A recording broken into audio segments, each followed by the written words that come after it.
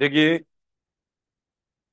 Question number 26 कह रहा है कि double convex lens has two surfaces of equal radii, refractive index mu, its focal length. तो formula क्या लग जाएगा बेटा? 1/f इक्वल टू म्यू-1, 1 म्यू 2 - 1 भी कह सकते हो, और 1/r1 और -1/r2। अब पन्नों की आवाज मत करो, इधर देखो। ठीक है, आप फेर कॉपी ले लो। अब देखो बेटा, यहाँ पर तो 1 म्यू 2 कितना हो गया? 1.5 हो गया। ठीक है, और आर ये देखो कॉन्वेक्स लेंस बोला है। क्या बोला है? कॉन्वेक्स लेंस बोला है, ये देखो, ये कॉन्वेक्स लेंस बोला है। तो एक नंबर देखो यहाँ पर, सुन लो पहले बात। अब देखो, इसको थोड़ा सा ऐसे कर लिया करो, ये 1 नंबर होता है और ये 2 नंबर होता है। ये वाला, ये वाला 2 नंबर होता है। अब यहाँ पर देखो, इसकी ये देखो रेडियस मेजर करने के लिए आपको इधर साइड जाना पड़ेगा। तो R1 बराबर कितना हो जाएगा? +R, जो कि पॉजिटिव होता है। और R2 बराबर कितना हो जाएगा? -R, जो कि क्या होता है? नेगेटिव होता है। तो यहाँ पर वैल्यू पुट कर दो बेटा। 1/f बराबर कितना हो जाएगा? 1 म्यू 2 - 1, और ये कितना हो जाएगा? 2/R। कर लो जल्दी से, आंसर रख देना, वैल्यू पुट कर देना, जल्दी से करो। एफ बराबर +15 आएगा इसका आंसर। है बराबर +15 सेंटीमीटर आएगा। एक चीज का ये भी ध्यान रखना बेटा, कॉन्वेक्स लेंस के लिए देखो फोकल लेंथ पॉजिटिव आती है। कॉन्वेक्स लेंस के लिए फोकल लेंथ क्या आती है? पॉजिटिव आती है। जल्दी करो, तू इधर बैठ जा।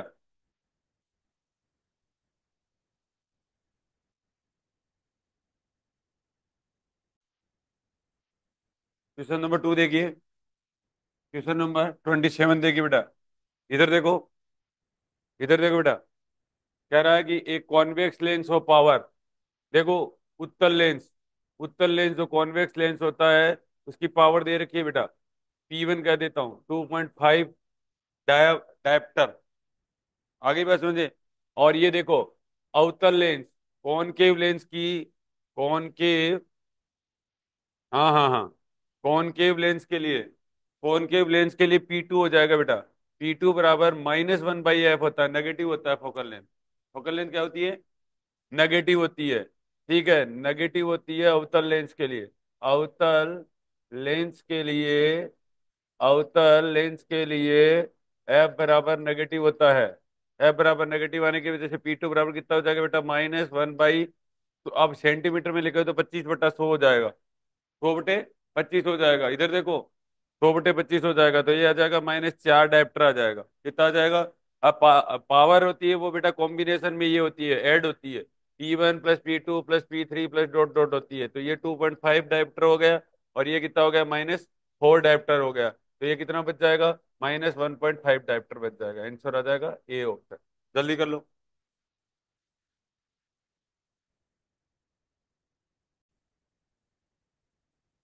अगला देखो बेटा, ये देखिए, ये कह रहा है कि ray diagram for the two lenses kept at some distance given in the diagram which of the following option is correct. तो ये तो बहुत सिंपल सा सवाल है बेटा। ठीक है, ये देखो, इस तरीके का कंपाउंड माइक्रोस्कोप होता है वैसे। इस टाइप का क्या होता है?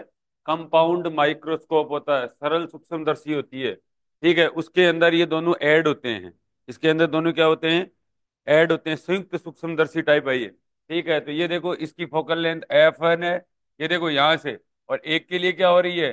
देखो, एक के लिए पैरेलल आ रही है, तो एक के ऊपर आ रही है। एक एक का ये क्या है? सेकंड फोकस पॉइंट है, एक का पहला फोकस पॉइंट है ना? तो ये सिंपल, अरे वैसे आपको इतना सोचने की जरूरत ही नहीं थी, इक्वल वाला साइन ही करना था। ठीक है, F1 + F2 इक्वल टू कितना करना था? D करना था। ठीक है, F1 + F2 equal to D, simple ही सवाल है। ठीक है बेटा, जल्दी करो। फिर आपको ये इंपॉर्टेंट इंपॉर्टेंट सारे फॉर्मूले लिखवा देंगे। हाँ, तुम भी कर दीजिए बेटा। Pen pen pen. अगला देखिए, ये वाला। देखो, इस तरीके का अगर कोई भी सवाल आए ना, तो उसके लिए आप है ना ये फॉर्मूला याद रखो बेटा, कि अगर, ये देखो, ये इस तरीके का डायग्राम बना रहा हूं, अगर ये म्यू 1 अलग दिया हुआ है, और ये म्यू 2 अलग दिया हुआ है, और ये म्यू 3 अलग दिया हुआ है। ठीक है, तो एक फॉर्मूला लगेगा, वो आप याद कर लेना। ठीक है, कर लोगे क्या? तो लिखो म्यू 3/F, म्यू 3, वैसे लेंस मेकर फॉर्मूला ही लगा है इसके अंदर। तो mu 2 minus mu one upon R one और plus mu three minus mu two और अपॉन आर टू। ये लगा दो बेटा, फॉर्मूला लगा दो जल्दी से और आंसर बताओ। ठीक है, म्यू वन का वैल्यू 1 दे रखा है, म्यू टू का वैल्यू 1.5 दे रखा है। ठीक है, म्यू वन का वैल्यू 1 दे रखा है बेटा, म्यू टू का वैल्यू 1.5 दे रखा है, म्यू थ्री का वैल्यू 4/3 दे रखा है, आर वन की वैल्यू प्लस आर दे रखी है और आर टू की वैल्यू माइनस आर दे रखी है। ठीक है, करो जल्दी से, करो करो आंसर, जल्दी करो बेटा। कैलकुलेशन आपको घर पे करनी है, मैं आपको तरीका बता रहा हूँ एकदम, आप अच्छे से सवाल पढ़ना है और उससे रिलेटेड फॉर्मूला लिखना है बस। आपको इतना ही काम करना है, बाकी काम घर पे करना। ठीक है बेटा, ठीक है। ये देखो अगला अगला क्वेश्चन देखो बेटा। ये देखिए कह रहा है कि in a medium of refractive index 1.6 and having a convex surface has a point object is at a distance of 12 centimetre from the pole. ठीक है, 12 सेंटीमीटर पोल पे है ये। ठीक है, from the pole and radius of curvature इतना, locate the image as seen from the, ये है। देखो आपको क्या दे रखा है, कॉन्वेक्स सरफेस दे रखी है। कैसी सरफेस दे रखी है, कॉन्वेक्स सरफेस ऐसी होती है बेटा। कॉन्वेक्स सरफेस कैसी होती है, ऐसी सरफेस होती है। और ये आपका पोल हो गया। पोल से कितनी दूरी पर दे रखा है, डिस्टेंस है 12 सेंटीमीटर। ये 12 सेंटीमीटर के ऊपर आपका ऑब्जेक्ट रखा हुआ है। 12 सेंटीमीटर के ऊपर आपका ऑब्जेक्ट रखा हुआ है। रेडियस ऑफ कर्वेचर इसकी 6 सेंटीमीटर बोली है। बताइए पॉजिटिव होगी या नेगेटिव होगी, बताओ। ये देखो आगे की साइड जा रहा है, पॉजिटिव होगी। ठीक है, तो आर बराबर क्या हो गया बेटा, पॉजिटिव हो गया। और ऑब्जेक्ट ये हो ही गया। आपको फॉर्मूला लगाना है। अब कह रहा है लोकेट द इमेज, आपको इमेज ही पता करनी है। तो आप सिंपल फॉर इमेज का मतलब, इमेज का मतलब क्या है, इमेज का मतलब वी निकालना है। ठीक है, इमेज का मतलब क्या निकालना है बेटा, वी निकालना है। तो आप ये हमेशा फॉर्मूला ये लगाओगे, म्यू टू अपॉन वी। ये बहुत बार काम आएगा, बस यही है इस चैप्टर के अंदर, यही है। देखो म्यू वन अपॉन यू और equal to mu two minus mu one by R. समझना बेटा बड़ा। अब देखो आपका यू आपका कितना दे रखा है, -12। साइन कन्वेंशन लगाना मत भूल जाना। ठीक है, और म्यू वन आपको कितना दे रखा है बेटा, 1 दे रखा है। म्यू टू आपको कितना दे रखा है, 1.6 दे रखा है। आंसर आ जाएगा बेटा। ठीक है, अब आपको एक चीज का ध्यान रखना है कि यहाँ पर देखो कॉन्वेक्स सरफेस दे रखी है। कैसी सरफेस दे रखी है, कॉन्वेक्स। कॉन्वेक्स के अंदर वैसे ही वर्चुअल इमेज बनती है, कॉन्वेक्स के अंदर वैसे ही क्या बनती है, वर्चुअल इमेज बनती है। तो वी नेगेटिव आएगा, -30 सेंटीमीटर। वी बराबर -30 सेंटीमीटर। ठीक है, वर्चुअल इमेज। अब देखो बेटा, ये देखो आप ऐसे भी कैंसिल कर सकते थे। इधर देखो, इधर देखो मेरे बच्चों, इधर देखो। ये देखो रियल इमेज काटो, पहली बात तो रियल इमेज काटो, इन दोनों में से कोई एक आंसर आएगा। इन दोनों में से कोई एक आंसर आएगा, वो आएगा वर्चुअल इमेज ऑफ 30 सेंटीमीटर। क्योंकि देखो आपको मैंने दो बातें बताई थी।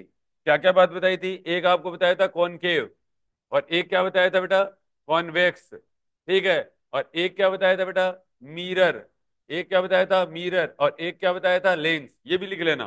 ठीक है, देखो बेटा हमेशा ध्यान रखना। ये देखो दो चीजें बता रहा हूं, ये देखो, ये इस तरीके का मैंने डायग्राम, एक मिरर और एक लेंस उल्टे होते हैं। कॉनकेव के अंदर हमेशा मिरर जो होता है ना, वो रियल इमेज बनती है और रियल इमेज हमेशा इन्वर्ट होती है। रियल इमेज हमेशा क्या बनती है बेटा, इन्वर्टेड होती है। समझ में आ गया।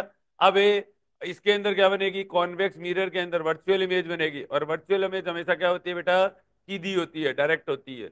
वर्चुअल इमेज हमेशा क्या होती है, सीधी होती है। इतना ही ध्यान रख लोगे ना तो आपका काम हो जाएगा। फिर ये पलटना है बेटा, ये इसके अंदर लगा देना और ये इसके अंदर है। लेंस उल्टे होते हैं, लेंस क्या होते हैं, उल्टे होते हैं। ये दो बातें लिख लो कॉपी के अंदर, फेर कॉपी में।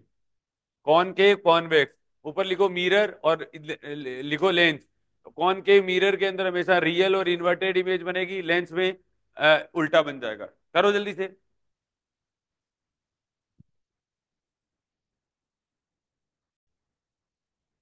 देखिए बेटा अगला सवाल देखिए।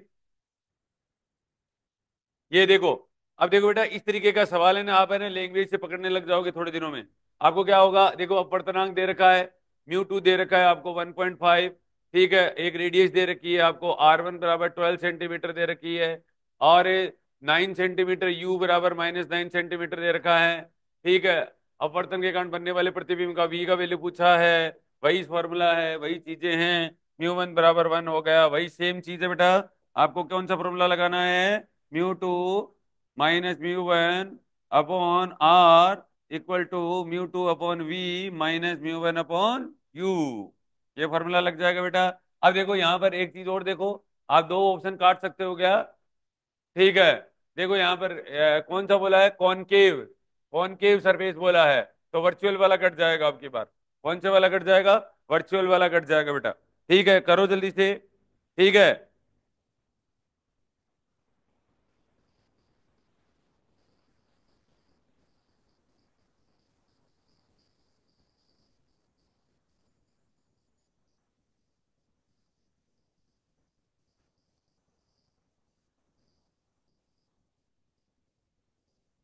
फिर भी एक बार वी देखना, एक बार कितना आता है आंसर। ठीक है। वी का वैल्यू एक बार देखोगे, पॉजिटिव आ रहा है कि नेगेटिव आ रहा है? म्यू टू अपॉन वी, देखो बेटा 1/v हुआ, और माइनस म्यू वन कितना है? 1 थोड़ी ना है। अच्छा हाँ, म्यू टू कितना है? 1.5। और यू तो नेगेटिव हो ही जाएगा बेटा। यू कितना है? -12, तो माइनस माइनस प्लस हो जाएगा। ठीक है, इक्वल टू म्यू टू कितना है? 1.5, और माइनस कितना हो जाएगा? 1, और बाई आर। ठीक है, तो ये पॉजिटिव ही आ रहा है। ठीक है, अरे पॉजिटिव ही आ रहा है ना।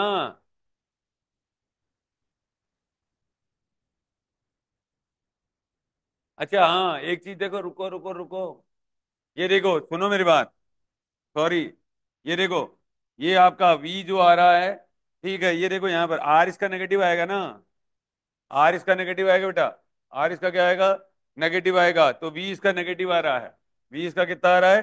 नेगेटिव आ रहा है, -4.8। ठीक है, तो इसका मतलब क्या बनेगा? रियल इमेज बनेगी। ठीक है, तो ये रियल वाला बन जाएगा, a real image at A 4.8 centimetre. समझ में आ गया? कहने का मतलब मिरर साइड ही बनेगी। ठीक है ना, कॉनकेव में हमेशा वैसे भी रियल ही बनती है। आ जाएगा ना?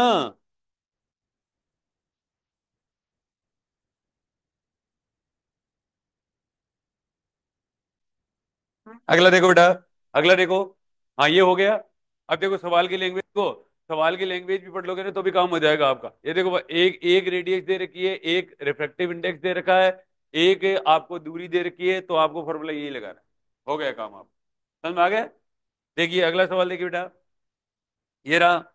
अब देखो वापस से कह रहा है कि एक बिंदु वस्तु 12 सेंटीमीटर त्रिज्या और 1 पॉइंट अपवर्तनांक वाले गोले के केंद्र से 36 सेंटीमीटर की दूरी। ये देखो, एक तो स्पीयर बना रखा है इन्होंने। एक तो क्या बना रखा है बेटा? स्पीयर बना रखा है इन्होंने। स्पीयर की दो सरफेस हो गई, इसका मतलब ये कहना चाह रहा है। देख राशिका, देखो बेटा, ये देखो दो दो सरफेस दे रखी है इन्होंने। अब कह रहा है 1 पॉइंट, इसका रिफ्रैक्टिव इंडेक्स म्यू टू बराबर 1.5 दे रखा है। ठीक है, एक बार इस सरफेस के लिए आपको काम करना है, एक बार इस सरफेस के लिए काम करना है। गोले के केंद्र से, देखो बेटा यहां से ध्यान रखना, केंद्र से 36 सेंटीमीटर की दूरी है। केंद्र से कितनी दूरी है? 76, सॉरी 36 सेंटीमीटर की दूरी है। और इसकी जो खुद की जो त्रिज्या है वो 12 सेंटीमीटर है। खुद की त्रिज्या कितनी है बेटा? 12 सेंटीमीटर है, पहली फर्स्ट सरफेस के लिए। ठीक है, फॉर ए फर्स्ट सरफेस। ठीक है, पहली सरफेस के लिए। तो देखो म्यू टू अपॉन वी और minus mu one upon you equal to mu two minus mu one upon R. पहले तो आपको पहली सरफेस के लिए आपको क्या निकालना पड़ेगा बेटा? वी निकालना पड़ेगा। कह रहा है गोले से अपवर्तन के कारण बनने वाले प्रतिबिंब की स्थिति का locate the position of the image due to refraction through sphere. Refraction करना है, समझ में आ गया मेरी बात को? तो यहां से आप वैल्यू निकालिए। ये म्यू वन म्यू टू की वैल्यू रख दोगे क्या आप? ठीक है, तो यहां पर आपका आ जाएगा वैल्यू वैसे तो। ठीक है, अब देखो यहां पर, तो म्यू टू कितना है? 1.5। और वी कितना है? वी निकालना है। म्यू वन कितना है? 1 है। यू कितना है बेटा? -12 हो जाएगा। -12 हो जाएगा ना। अच्छा सॉरी, यू, देखो यहां से लेना होता है। ठीक है, 36 तो यहां से दे रहे, 36 में से 12 गया, कितना गया? 24। क्या बात, ये है इंपॉर्टेंट बात। तो +1/24 हो जाएगा बेटा। ठीक है, और म्यू टू कितना है? म्यू टू हो गया 1.5, -1 डिवाइडेड बाई आर कितना है बेटा? है 12 हो गया। तो यहां से वी आ जाएगा बेटा आपका। यहां से कितना आ जाएगा? पहली सरफेस के लिए वी आएगा। करो दिखे, पहली सरफेस के लिए क्या आएगा?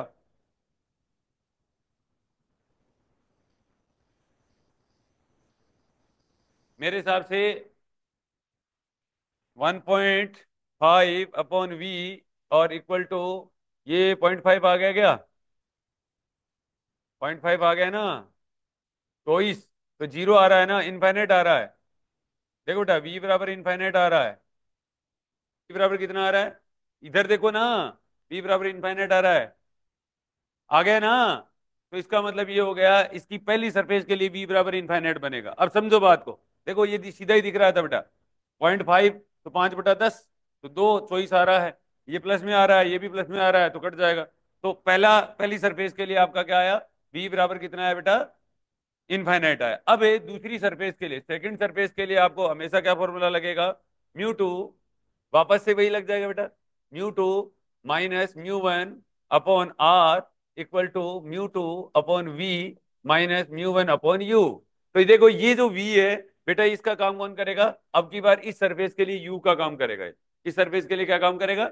यू का काम करेगा। तो वही चीज हो जाएगी बेटा। म्यू 2 अब की बार, म्यू 2 का वैल्यू कितना है यहां पर? अब की बार म्यू 2 का वैल्यू है 1 है, क्या बात। और म्यू 1 का वैल्यू कितना बेटा? 1.5। ठीक है। अब रेडियस देखो यहां से, ये रेडियस यहां से, ठीक है, आर नेगेटिव हो जाएगा। आर बराबर हो जाएगा -R। ठीक है। अब ये रख दो वैल्यू, आपका आंसर आ जाएगा। ठीक है, तो ये आपका आंसर जो आ रहा है बेटा, ठीक है, V बराबर +24 सेंटीमीटर आ रहा है। करो जल्दी से, जल्दी से कर लो बेटा। हिंट लिख लो ऐसे डायग्राम बना के, और घर पे कर लेना बाकी काम। लगाना आया कि नहीं आया? एक ही एक फॉर्मूला लग रहा है ना?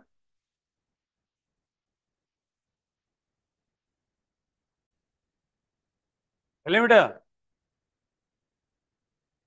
ये देखिए, ये सवाल अपन कर चुके थे वैसे बेटा, दोबारा कर लो, कोई दिक्कत नहीं। इधर देखो, देखो सुनो, कई बार तो बच्चा, देखो यहाँ पर ये इस तरीके का सवाल पूछ रहा है। ये ध्यान से देखो, यहाँ पर 1 मिनट में मैं कर रहा हूँ। देखो ये, अगर आपको कभी भी रेडियस का सवाल आ जाए और कह दे कि पानी के अंदर बल्ब रखा हुआ है और रेडियस से निकलने वाला लाइट बताओ, निकलने वाला लाइट बताओ, तो आप आराम से यहाँ से सवाल कर सकते हो। यहाँ पर देखिए बेटा, ये देखिए इस तरीके का एक डायग्राम बन गया है, और ये एंगल जो होता है वो आईसी एंगल होता है, ये क्रिटिकल एंगल होता है। तो ये इस तरीके का डायग्राम बन गया बेटा। ये देखिए इस तरीके का एक डायग्राम बन गया है यहाँ पर। ये देखिए ये आईसी बन गया है। ठीक है, ये हाइट होती है बेटा, जो भी डेप्थ में दे वो। ये रेडियस होती है बेटा, आर होती है। और देखो यहाँ पर भी बना सकते हो, ज्यादा कंफ्यूज मत होना आप। ठीक है। और ये देखो बेटा, ये एंगल भी कितना हो गया? आईसी हो गया। तो यहाँ से ही कर लो बेटा। ये आपका क्या बन गया? बन गया है। ये आपका क्या बन गया बेटा? बेस बन गया, आधार बन गया है ये। ठीक है, ये आपका परपेंडिकुलर बन गया बेटा, लंब बन गया है। और ये हाइपोटेनियस बन गया है, एच। और कर्ण बन गया है। समझ में आई मेरी बात को? तो साइन आई सी बराबर, देखो बेटा, sine i c equal to, अब यहां पर आप क्या कर सकते हो? देखो, यहाँ का देखो रिफ्रैक्टिव इंडेक्स क्या है बेटा? म्यू, म्यू कह दो, या म्यू 1 बराबर म्यू कह देता हूँ। और यहाँ म्यू 2 बराबर क्या कर देता हूँ? 1 कह देता हूँ। देखो, यहाँ पर स्नेल लो लगा दो बेटा, जो रिफ्रैक्टिव इंडेक्स है वो लगा दो, और साइन आई सी लगा दो। इधर का एंगल लगा दो, इधर का एंगल म्यू 2 हो गया है। और साइन कितना बेटा है? 90 बनाया है। यहाँ से कितना बनाया? ये देखो, ये 90 बनाया है। यहाँ से कितना बनाया बेटा? 90 बनाया है एंगल। इधर देखो, इधर, ठीक है, 90 बनाया है। तो यहाँ पर देखो बेटा, यहाँ पर क्या हो जाएगा?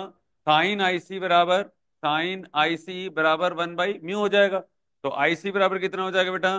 साइन इनवर्स, और 1 बाई कितना हो जाएगा? म्यू हो जाएगा। साइन इनवर्स कितना हो जाएगा? 1/म्यू हो जाएगा। हो जाएगा। पहली बात तो यही हो गई है। अब आपके पास में ये तो नहीं पूछा आपसे, लेकिन आपको क्या पूछा है? अब देखो बेटा, यहाँ, यहां से देखो, एक आपको ट्राइंगल और बनाना पड़ेगा। यहां से देखिए, पहले ट्राइंगल ये बना लीजिए, ये आईसी एंगल है ऐसे मान लीजिए। और ये साइन आईसी के पास में क्या होता है? साइन आईसी के पास में क्या होता है? परपेंडिकुलर होता है एक तो, और एक क्या होता है? हाइपोटेनियस होता है, कर्ण होता है। ठीक है। तो इसका इसका मतलब ये हो गया, परपेंडिकुलर 1 हो गया, और ये इसका ये हो गया। तो ये इसका आधार जो आएगा, म्यू² - 1 का रूट आ जाएगा, आ जाएगा। अब यहां से देखो, उस डायग्राम से देखो बेटा, टेन आईसी देखो, टेन आईसी बराबर, देखो आपको क्या निकालना है? आर और एच में रिलेशन निकालना है। आपको क्या निकालना है बेटा? आर और एच में रिलेशन निकालना है। तो आर और एच में रिलेशन निकालने के लिए आपको पता है टेन लेना ही पड़ेगा, आपके पास में कोई ऑप्शन नहीं है। तो टेन लेना पड़ेगा। तो यहां से कितना हो जाएगा बेटा? टेन आई सी बराबर, ठीक है, टेन आई सी बराबर परपेंडिकुलर और upon base, perpendicular upon base, ठीक है। तो परपेंडिकुलर कितना है बेटा, आर हो गया, बेस कितना हो गया बेटा, एच हो गया, और टेन आई सी बराबर टेन आई सी रहने दो, ठीक है, टेन आई सी रहने दो। अब ये यहां से देखो, ये तो उसमें आया है आर बाई एच, अब इसमें और देखो, इसमें कितना है, इसमें परपेंडिकुलर कितना है बेटा, परपेंडिकुलर वन है, और बेस कितना हो गया, root of mu square minus one. आपसे आर पूछा है बेटा, तो आर बराबर हो गया h upon under root of mu square minus one का रूट हो जाएगा, एच कितना हो जाएगा बेटा, एच कितना हो जाएगा 12, आपको 12 दे रखा है, और ये कितना हो जाएगा बेटा 16/9 और माइनस वन, ठीक है। तो आपका आंसर कितना आ जाएगा आपका, ठीक है, 36 से divided by root of 7 centimetre आ जाएगा, सी ऑप्शन आ जाएगा।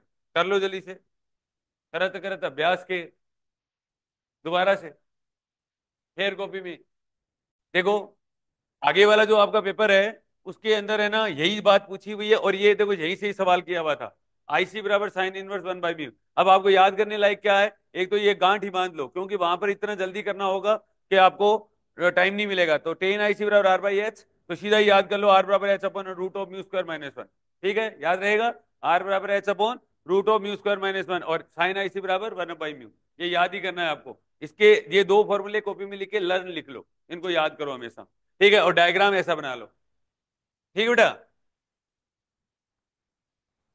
हाँ, देखो अगला क्वेश्चन देखो बेटा, ये याद हो गया कि टेन आई सी बराबर आर बाई एच होगा, ये फॉर्मूला आर बराबर भूलोगे कभी, आर बराबर H upon root of mu square. अभी तक कौन से दो फॉर्मूले याद हो गए, mu two upon we minus mu one upon you equal to mu two minus mu one by R. अगर तीन मीडियम दे दे तो mu three upon F equal to mu two minus mu one by R one, और plus mu three minus mu two divided by R two. एक formula ये हुआ, एक अपना साइन आई सी बराबर वन बाई म्यू हुआ। अभी तक इतना ही मामला हुआ है, समझ में आ गया, ठीक है। अगला देखो बेटा, ये देखिए, ये जो सवाल है आपका, ये ब्रूस्टर लो टाइप है सवाल है। A light is travelling from air to glass, एक कोई लाइट है और वो क्या कर रही है, एयर टू ग्लास के अंदर क्या कर रही है, जा रही है, ठीक है, ये देखो बेटा, और ये यहां से एंगल आई बना रही है, ठीक है, रिफ्लेक्टेड है, रिफ्लेक्टेड परपेंडिकुलर, ये कह रहा है कि कुछ पार्ट रिफ्लेक्ट हो रहा है, कुछ पार्ट रिफ्लेक्ट हो रहा है, और ये दोनों एक दूसरे से कितना बना रहे हैं, 90 डिग्री बना रहे हैं बेटा, ठीक है। ये आपको बताइए लॉ ऑफ रिफ्रैक्शन, रिफ्लेक्शन, ठीक है, परावर्तन कोण आई होगा, ये एंगल कितना होता है बेटा, आर होता है। ये देखो तीनों एंगल देखो, ये यहाँ से तीनों एंगल देखो, आई प्लस 90 और ए प्लस आर और बराबर 180 डिग्री, तो आर बराबर कितना हो जाएगा बेटा, 90 माइनस आई हो जाएगा, आर बराबर कितना हो जाएगा, 90 माइनस आई हो जाएगा, समझ रहे हो मेरी बात को। अब यहां से क्या हो जाएगा बेटा, ये देखिए स्नेल लो, हमेशा क्या स्नेल लो कौन लगाएगा, अनु तू लगाए स्नेल लो, स्नेल लो लगाना। देखो बेटा ये वाला रिफ्रैक्टिव इंडेक्स और ये वाला एंगल, बोलो म्यू वन साइन आई बराबर म्यू टू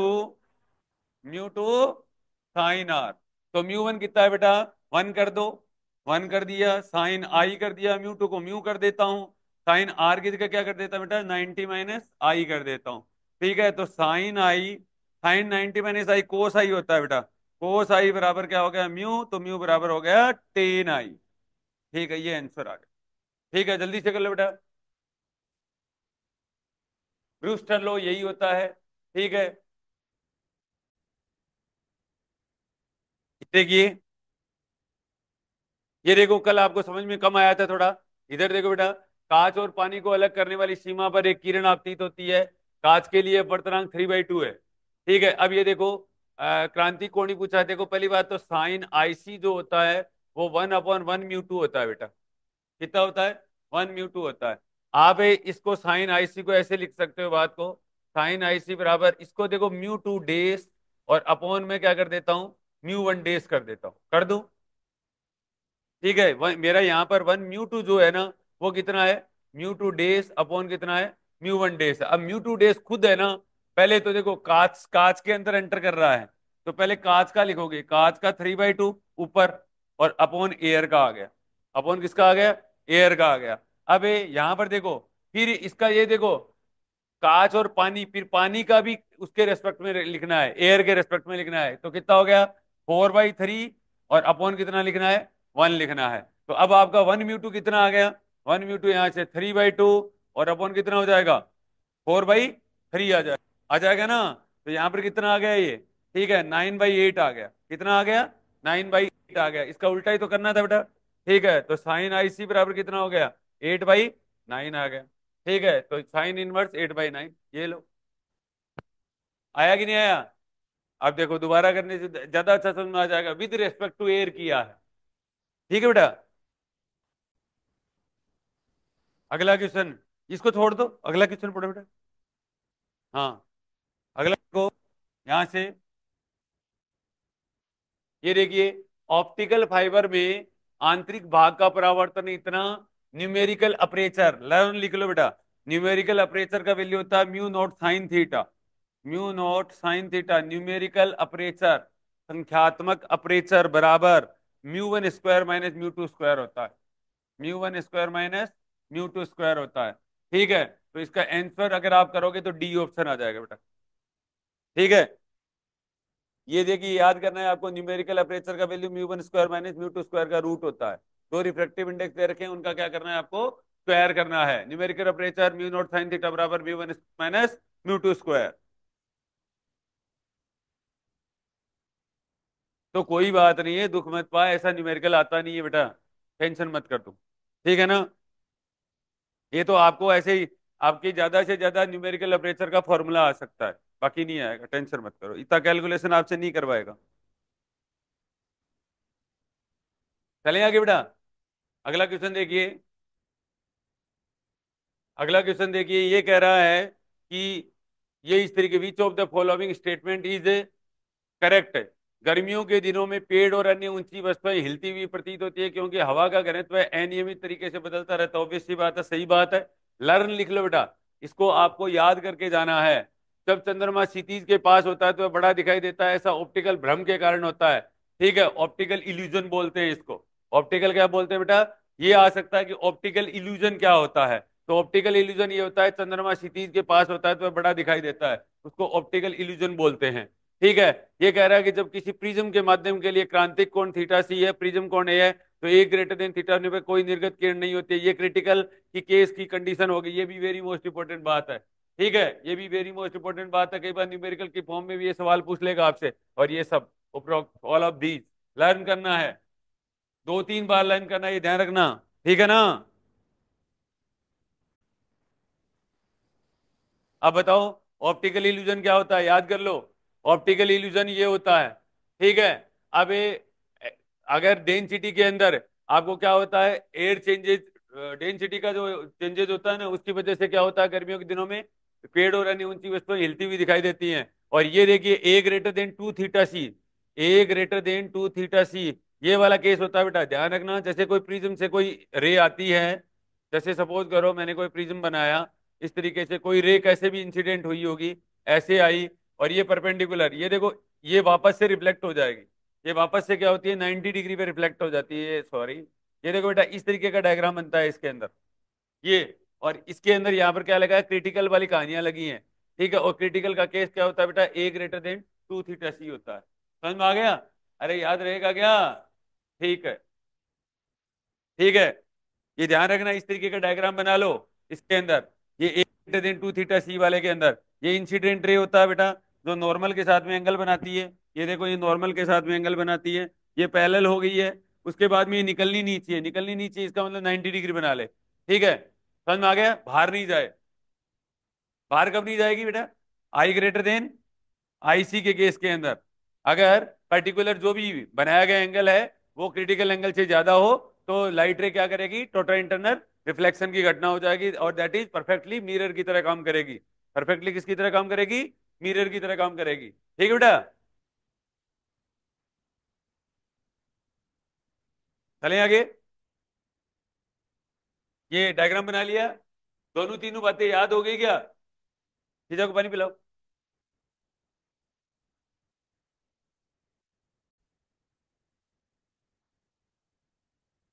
ये देखिए, कह रहा है, ये तो इतना अच्छा सवाल है, मजेदार सवाल है। देखिए, कह रहा है, red colour in air has a wavelength, हवा में लाल रंग की तरंग दैर्ध्य 760 नैनोमीटर है। देखो बेटा, एयर के अंदर इसकी जो वेवलेंथ है, रेड कलर की जो वेवलेंथ है 760 नैनोमीटर है।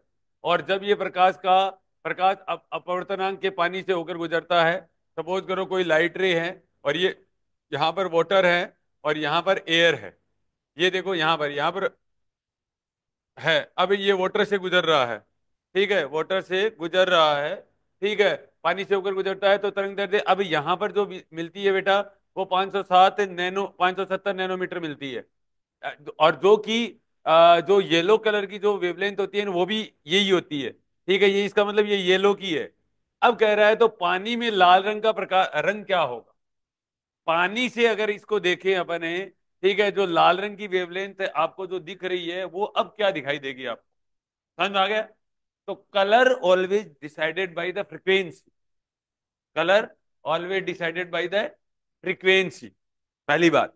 आगे बात सुनिए, कलर ज्यादातर किसके द्वारा डिसाइड होता है? फ्रीक्वेंसी द्वारा। और आपको पता है रिफ्रैक्शन के केस के अंदर फ्रीक्वेंसी चेंज नहीं होती है।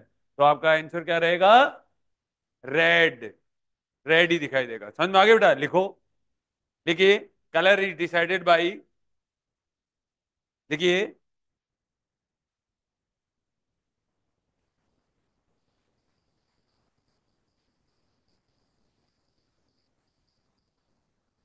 Decided by frequency. ना बेटा, ऐसा नहीं है। उसने कहा कि वो रेड ही कलर की है। अच्छा देखो, कभी भी देखना, आप पानी में कूद गए, आप पानी में कूदने के बाद में सपोज करो थोड़ा सा ऊपर सरफेस पे आना, और लाल रंग की है वो, तो पीला तो नहीं दिखती है ना, वो ग्रीन भी नहीं दिखती है, लाल तो वो लाल ही दिखाई देगा आपको। हो सकता है थोड़ा ब्लर दिखाई दे, थोड़ा सा क्या दिखाई दे, ब्लर दिखे, वो कलर चेंज नहीं करती। समझ में आ गया मेरी बात को? ठीक है, तो इसलिए आपको रेड ही दिखाई देगा बेटा। बिल्कुल हाँ। मोस्ट ऑफ तो क्या होता है, फ्रीक्वेंसी भी चेंज होता है। रिफ्लेक्शन के केस के अंदर क्या नहीं होती, फ्रीक्वेंसी चेंज नहीं होती। ठीक है, तो लिख लो बेटा, colour is decided by, colour is decided by frequency, and in case of refraction, Hindi में लिखाऊंगे, and in case of refraction, अपवर्तन के केस में फ्रीक्वेंसी तथा ऊर्जा, फ्रीक्वेंसी चेंज नहीं होती है, ऐसे लिख लो, फ्रीक्वेंसी चेंज नहीं होती है। और ई बराबर एच न्यू भी कह सकते हो बेटा। ई बराबर क्या कर सकते हो? एच न्यू, ऊर्जा भी चेंज नहीं होगी। ठीक है, जब ऊर्जा ही चेंज नहीं हुई, ठीक है, तो वेवलेंथ कैसे चेंज होगा? अरे समझ में आया कि नहीं आया? ठीक है, ई बराबर एच न्यू, और ये कितना हो जाएगा? H c upon lambda. देखो, एच सी अपॉन लेमडा। ठीक है, आप यहां से भी कर सकते हो बेटा। देखो, यहां पर जब आपका, इसका मतलब ये कह देता हूं ई डेस, इसका मतलब ई डेस और ई तो बराबर हो गए ना। ठीक है, इसका मतलब क्या हुआ? 1/लेमडा डेस बराबर 1/लेमडा हो गया। अरे 1/लेमडा डेस बराबर कितना हो गया? 1/लेमडा डेस हो गया, एनर्जी चेंज नहीं हुई। अरे बोलो। ठीक है, तो लिखिए, हो गया ना? ठीक है, अब देखो बेटा, समझ में आया? तो बोलो इसका आंसर क्या आएगा? Colour is decided by frequency. और frequency in case of reflection क्या नहीं होता है? चेंज नहीं होता है। और ऊर्जा भी चेंज नहीं होता है। अगर यहाँ प्रोपोर्शनलिटी के चक्कर में अगर करना चाहते तो वो भी कर सकते थे, ई डेस बराबर ई कर दो, ई बराबर एच सी अपॉन लेमडा डेस, एक को 1/लेमडा डेस कर दो और एक को 1/लेमडा डेस कर दो, लेमडा डेस बराबर लेमडा आ जाएगा। आ जाएगा ना? ठीक है, अगला देखो बेटा, 39 कह रहा है, ये देखिए, एक तो ये भी इंपॉर्टेंट बात है कि आपको ये ध्यान रखना है, VIB, ये तो कॉपी के ऊपर ही ऊपर लिख लो बेटा, ये तो कॉपी के ऊपर ही ऊपर लिख लो, विबज्योर। ठीक है, बोलो, violet, indigo, blue, green, yellow, orange और रेड। और इधर जाने पर क्या होता है बेटा? वेवलेंथ बढ़ता है और एनर्जी घटती है। ठीक है, अब कई बच्चे एक दिन, कौन बच्चा पूछ रहा था, मेरे से पूछ रहा था, सर इधर जाने पर तो क्या होता है, वेवलेंथ तो क्या बढ़ रही है और एनर्जी घट रही है। लेकिन वो ऊपर वाला जो सवाल है वो पानी से करवाया है, ठीक है, और यहाँ तो अपन सिंपली चल रहे हैं। ये तो एक तरीके से स्पेक्ट्रम की बात कर रहा है यहाँ पर। समझ में आ गया मेरी बात को? अब देखो बेटा, ये कह रहा है कि एक समतल कांच को रंगीन सब विबजोर के ऊपर रखा गया है। ठीक है, ये देखो, ये विबजोर है, उसके ऊपर एक समतल कांच रखा गया है। ठीक है, और कह रहा है कि जहां अक्षरों का रंग सफेद प्रकाश में रंगों के समान है, अक्षर से शुरू होकर जो अक्षर सबसे कम उभरा हुआ दिखाई दे, ठीक है, अब देखो दूसरे मीडियम में क्या है बेटा, उस कोई भी लाइट को और क्या जाना पड़ेगा, कांच में से होकर जाना पड़ेगा, जाना पड़ेगा या नहीं जाना पड़ेगा। और रिफ्रैक्टिव इंडेक्स क्या होता है बेटा, म्यू बराबर एन बराबर कह दो, चाहे एन बराबर क्या होता है बेटा, सी बाई वी कह दो आप, सी बाई क्या कह दो, वी कह दो, समझ में आ गया। और ए न्यू बराबर, ठीक है, न्यू बराबर वी बाई लेमडा कह दो, ठीक है, तो वी बराबर न्यू लेमडा कह दो चाहे। अब एन बराबर क्या हो जाएगा, न्यू इंटू लेमडा। देखो सी एंड न्यू तो चेंज नहीं होंगे बेटा, नहीं होंगे ना, does not change, does not change ना। तो एन 1 अपॉन कितना हो जाएगा, लेमडा होगा। अब आपको पता है कि फ्रीक्वेंसी क्या होगा, फ्रीक्वेंसी क्या होता है, सॉरी रिफ्रैक्टिव इंडेक्स कांच का ज्यादा होता है, एयर से ज्यादा किसका होता है, कांच का ज्यादा होता है, तो वेवलेंथ क्या होगी, कम हो जाएगी। समझ में आ गई मेरी बात को, ठीक है, कर लो जल्दी से। तो which appear least raised is red हो जाएगा, ठीक है, कर लो जल्दी से।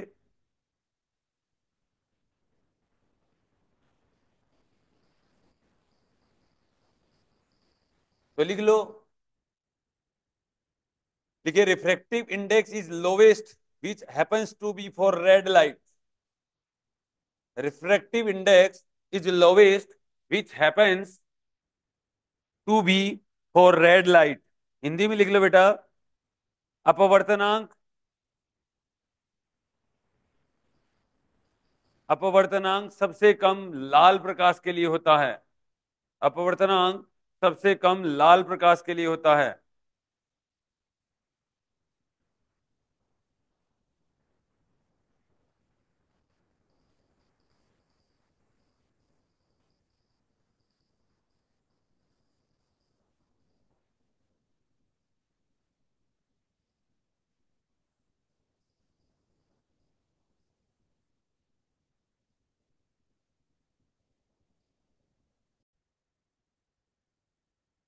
अब एक चीज का और भी ध्यान रखना है, यहाँ पर नोट देखिए, एक और बात भी लिख सकते हो बेटा, म्यू बराबर, म्यू बराबर होता है जो रियल डेप्थ, देखो जो रियल डेप्थ और अपॉन अपरेंट डेप्थ होता है, क्या होता है, अपरेंट डेप्थ होता है, जो सबसे कम उभरी हुई होती है ना, जो सबसे कम उभरी हुई होती है। ठीक है, अब अगर विबजोर को अगर अपन देखेंगे, ठीक है, तो सबसे गहराई सबसे ज्यादा, ठीक है, उसकी होती है, समझ में आ गया। तो सबसे ज्यादा जो सबसे कम उभरी हुई होती है ना, वो सबसे अधिक गहराई पर दिखती है आप, ठीक है, सबसे दूर दिखेगी आपको, कभी भी देख लेना चाहिए। समझ में आ गया मेरी बात को, ये बात भी लिख सकते हो। देखिए जब कोई छवि, नोट देके लिख ले बेटा, जब कोई छवि, इंग्लिश में लिखा दूंगा, जब कोई छवि सबसे कम उभरी होती है तो, जब कोई छवि सबसे कम उभरी होती है तो उसकी स्पष्ट गहराई सबसे अधिक होती है, उसकी स्पष्ट गहराई सबसे अधिक होती है।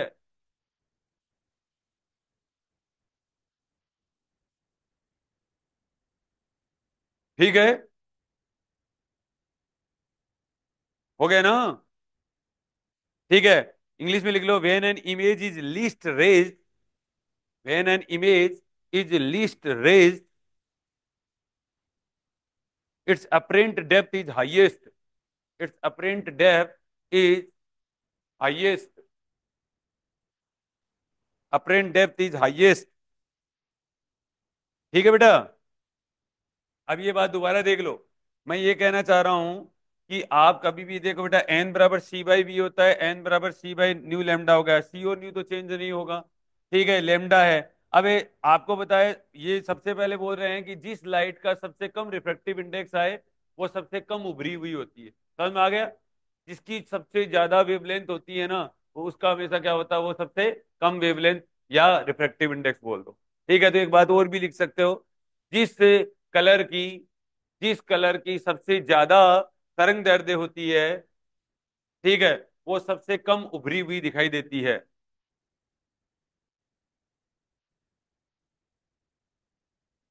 ठीक है बेटा, और रिफ्रैक्टिव इंडेक्स में उल्टा हो जाएगा। क्वेश्चन नंबर 40 देखिए, क्वेश्चन नंबर 40 देखिए बेटा, 40 में क्या हो जाएगा, लाल और बैंगनी रंग की दो समांतर किरणें एक कांच की पट्टी से गुजरती हैं, निम्नलिखित में से कौन सा सही है। पहली बात तो ये है, तो देखो, जब अपवर्तन समांतर कांच की पट्टिका से होता है तो निर्गत किरण आपतित किरण के क्या होती है, समांतर होती है। पहले तो नोट देखिए, ये बात लिखिए, लिखिए। व्हेन रिफ्रैक्शन अकर्स थ्रो, दोबारा लिख लो, फिर कॉपी में लिख लो। When refraction occurs, when refraction occurs through parallel glass slab, through parallel glass slab, through parallel glass slab, the emergent rays, emergent rays parallel to incident ray, parallel to incident ray. Hindi में लिखे बेटा, जब अपवर्तन, जब अपवर्तन समांतर कांच की पट्टी से होता है, जब अपवर्तन समांतर कांच की पट्टी से होता है तो निर्गत किरण आपतित किरण के समांतर होती है। निर्गत किरण आपतित किरण के समांतर होती है। तो यहां से देखो बेटा, एक और पांच क्या हो गए, पैरेलल हो गए। दो और छह क्या हो गए, पैरेलल हो गए। इंप्लाइज दैट दो और पांच क्या हो जाएंगे, पैरेलल हो जाएंगे। डी ऑप्शन कर लो जल्दी से।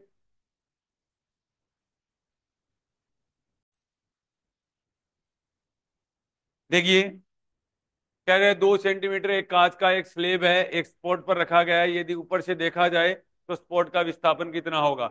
ये मछली वाला सवाल ही है, एक तरीके से पानी वाला सा ही है। देखो दोबारा कर लेते हैं, एक बार देखना ध्यान से।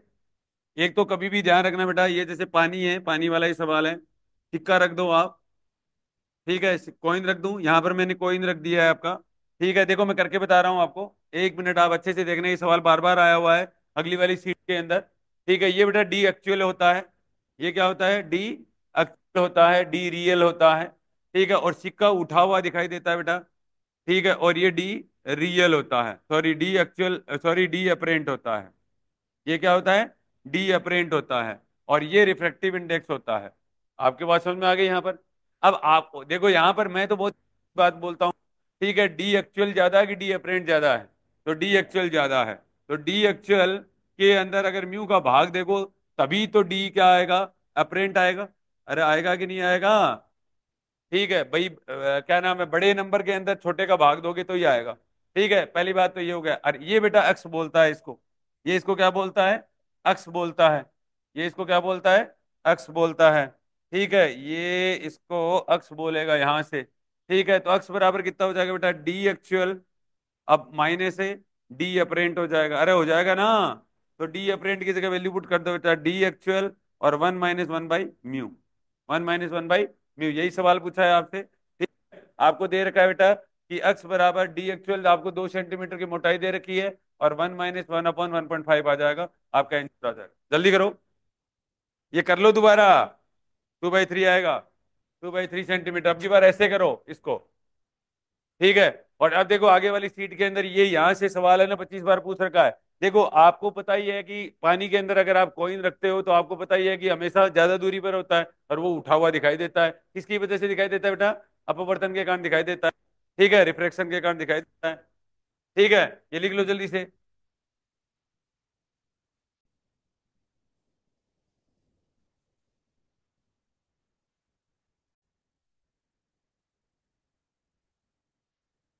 अगला देखो, क्वेश्चन नंबर 42 देखिए बेटा। ये कह रहा है, देखिए पहली बात तो इसका ये लॉन्गिट्यूडनल है। ठीक है, पहले देखो सिंपल, देखो एक बार मैं करके भी बता देता हूं आपको।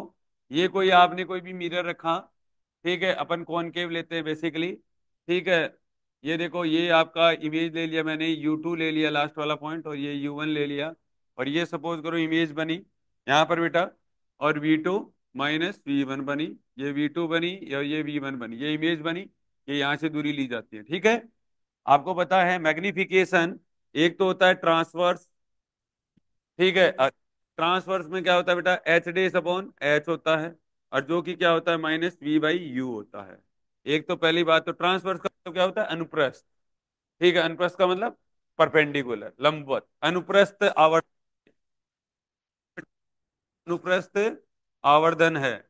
ठीक है, ट्रांसवर्स मैग्निफिकेशन। और ये है, आपको यहां पर जो पूछा है वो मैग्नीट्यूड लॉन्गिट्यूडनल पूछा है। तो लॉन्गिट्यूडनल मैग्निफिकेशन बराबर L' / L कह देता हूं बेटा, पहली बात। और इक्वल टू आपका हो जाएगा माइनस V2 माइनस V1 का मोड और अपॉन U2 माइनस U1 का मोड, या इसको बोलते हैं बेटा माइनस dV बाई du बोलते हैं। माइनस क्या बोलते हैं? dV बाई du बोला जाता है। समझ में आ गया? यहां से देखो बच्चों, यहां से देखो बच्चों, ठीक है, 1/v, अब मिरर फॉर्मूला से 1/v माइनस 1/u बराबर 1/f प्लस, अब इसका डेरिवेटिव करेंगे तो ये आ जाएगा minus d v by v square minus d u by u square, और बराबर कितना हो जाएगा? 0 हो जाएगा। तो यहां से आ गया बेटा एल डेस अपॉन एल बराबर माइनस, और ये आ जाएगा v square by u square. ठीक है, अब यहां पर आप माइनस, और आप ये भी लिख सकते हो, देखो कई बच्चे माइनस की वजह से कंफ्यूज रहते हैं, अगर मैं माइनस वी बाई यू भी लिख दूंगा तो इसकी कोई बात है नहीं, तो ऐसा भी लिख सकता हूं, क्योंकि मैंने मैंने प्लस का स्क्वायर हो जाएगा। तो अगर आपको ये पूछे कि एम एल बराबर क्या होता है, तो एम एल बराबर होता है बेटा, एम एल बराबर क्या हो जाएगा? एम एल बराबर क्या हो जाएगा? हाँ, तो ये देखो बेटा, एम एल बराबर क्या हो जाएगा? तो एम एल इक्वल टू, ये आ जाएगा माइनस एम टी का स्क्वायर। पहली बात तो ये भी रिलेशन पूछ सकता है, और यहां से तो आपको दिख ही रहा है, सी ऑप्शन हो गया, एल डेस बराबर l into minus v by u का होल स्क्वायर। समझ में आ गया? करो जल्दी से।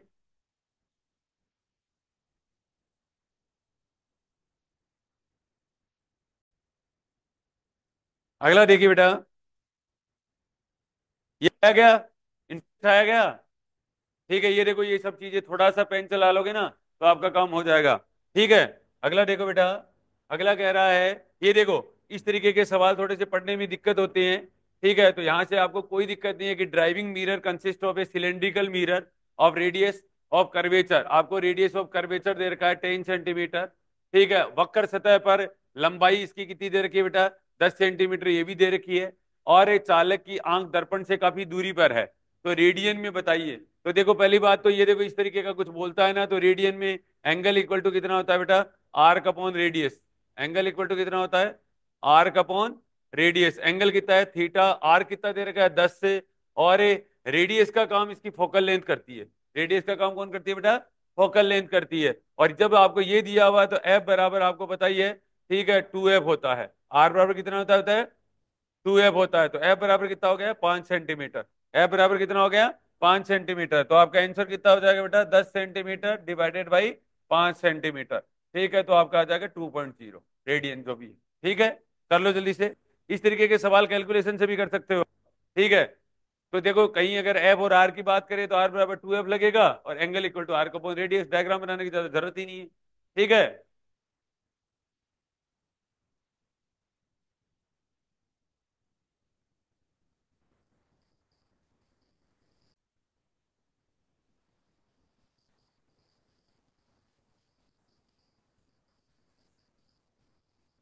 अगला क्वेश्चन देखो बेटा, कह रहा है कि एक बॉल एक टेबल के ऊपर से प्रारंभ गति u के साथ में एंगल बना रही है, थीटा कोण प्रक्षेपित किया जाता है, गेंद की छवि की क्या होगी? तो ये देखो सिंपल सी बात है, इधर देखो बेटा, ये देखो पहले तो देखो इस तरीके का है, ये आपका u डायरेक्शन है, और ये एंगल आपका कितना है बेटा? थीटा है। तो ये कंपोनेंट क्या हो जाएगा? u कोस थीटा कंपोनेंट हो जाएगा, और ये कंपोनेंट कौन सा हो जाएगा? u साइन थीटा कंपोनेंट हो जाएगा। अब ये जैसे वापस से अगर रिफ्लेक्ट होगी, ठीक है, अगर ये क्या होगा, वापस से अगर ये रिफ्लेक्ट होगी तो ये इस तरीके से होगी, क्योंकि यहाँ पर मिरर लगा हुआ है। ठीक है, तो ये एंगल कितना हो जाएगा? थीटा हो जाएगा यहाँ पर, ये एंगल कितना हो जाएगा? थीटा हो जाएगा। तो ये कितना हो जाएगा? यू cos थीटा कंपोनेंट हो जाएगा, सॉरी सॉरी, ऐसे ऐसे आएगा। ठीक है, ये वाला, ठीक है, ये एंगल यहाँ से रिफ्लेक्ट होने के बाद में तो ये कितना आएगा? यू cos थीटा, ये कंपोनेंट आ जाएगा इधर वाला, और ये कंपोनेंट क्या हो जाएगा बेटा? यू साइन थीटा कंपोनेंट आ जाएगा, आ जाएगा यहाँ से। अब देखो चेंज बोला है बेटा, चेंज इन यू आई बोल देता हूँ एक बार इनिशियल। ठीक है, डेल्टा यू आई बोलूँ एक बार में, तो डेल्टा यू आई क्या हो जाएगा? देखो पहले ये फाइनल लिखा जाता है, तो यू कोस थीटा और माइनस आई कैप लिख देता हूँ, और ये वाला, ठीक है, माइनस, माइनस चेंज की वजह से आया ये थीटा, ये माइनस की वजह से आया बेटा यू कोस थीटा, और ये डायरेक्शन होगी प्लस आई कैप। तो आपका आंसर जो आया वो आया -2u कोस थीटा आई कैप। ठीक है, अब ये डेल्टा वी आई देखो, फाइनल देखो बेटा, फाइनल वेलोसिटी में चेंजेस जो है वो कितना है? यू साइन थीटा और प्लस जे केप हो जाएगा, और माइनस यू साइन थीटा वो भी प्लस जे केप होता है, जे जीरो आ जाएगा। अब जो आपका जो चेंज है वेलोसिटी के अंदर वो पर्टिकुलर एक ही डायरेक्शन में है। वो पर्टिकुलर क्या है बेटा, एक ही डायरेक्शन के अंदर है। तो आपका आंसर होगा, देखो स्ट्रेट लाइन में आ रहा है और क्षैतिज होना चाहिए, must be straight line and horizontal. ठीक है, समझ में आ गया? तो ये आपका आंसर आ जाएगा, जल्दी कीजिए। चलें, अब देखो बेटा, सबसे पहले, अब ये लास्ट सवाल है आपका। ठीक है, तो यहां पर देखो बेटा, आपका क्या है कि ए इन द एन, देखिए पहली बात तो लो ऑफ रिफ्रैक्शन देखिए, दोनों कर रहा हूं मैं। देखिए यहां पर ये इसने एन वन केप बोला है, एन वन केप बोला है, ये इसने यूनिट नॉर्मल बोला है, एन टू केप बोला है, एन टू केप बोला है, ये रिफ्रैक्शन हो जाएगा बेटा, एन थ्री केप बोला है। ठीक है, और ये एंगल थीटा होता है, थीटा आई कह दो, और ये चाहे थीटा आर कह दो, कह दिया। पहला नियम आपका, नॉर्मल और इंसिडेंट रे और रिफ्लेक्टेड रे तीनों हमेशा एक ही प्लेन में होते हैं। तो उसको लिखने का तरीका क्या होता है बेटा, एन वन केप और क्रॉस एन टू केप, ठीक है, और dot product n three cap equal to कितना होता है, जीरो। ये लॉ ऑफ रिफ्रैक्शन का पहला नियम का मैथमेटिकल फॉर्म है। पहले नियम का क्या है, मैथमेटिकल फॉर्म है। ठीक है, दूसरा देखिए बेटा, स्नेल लॉ होता है, ये म्यू वन है और ये म्यू टू है। आप भी लिख लें ऐसे बेटा, म्यू वन और साइन थीटा आई और बराबर क्या होता है, mu two sine theta r हो जाएगा। ठीक, ये स्नेल लॉ है, वैसे नॉर्मल स्नेल लॉ है। तो मैथमेटिकल लॉ लिखे, मैथमेटिकल फॉर्म में क्या हो जाएगा, एन वन केप और क्रॉस एन टू केप, ठीक है, इंटू म्यू वन और इक्वल टू क्या हो जाएगा बेटा, म्यू टू, और ये हो जाएगा n one cap, sorry n three cap, ठीक है, n three cap cross n two cap. ये लो, जल्दी लिख लो, जल्दी कर लो, ये लास्ट में लिख लेना चाहिए हमेशा। तो अपना पेपर कौन सा था, देखिए ये वाला, electromagnetic waves and ray optics and optical instrument. अब इलेक्ट्रोमैग्नेटिक वेव्स के क्वेश्चन आपको बता देते हैं, एक बार दोबारा 5-10 मिनट आप ध्यान देना, मजा आएगा आपको। ठीक है, इधर देखो, इधर ही देखना आप, पांच बोलना ही मत। देखिए ये कह रहा है, यहां पर देखो बेटा, देखिए यहां पर ये कह रहा है कि किसी विशेष क्षण पर नीचे ये इस तरीके का कोई करंट दे रखा है। तो कह रहा है कि कैपेसिटर के बीच में एयर होता है, और वो जो करंट होती है क्या इस करंट से डिफरेंट होती है?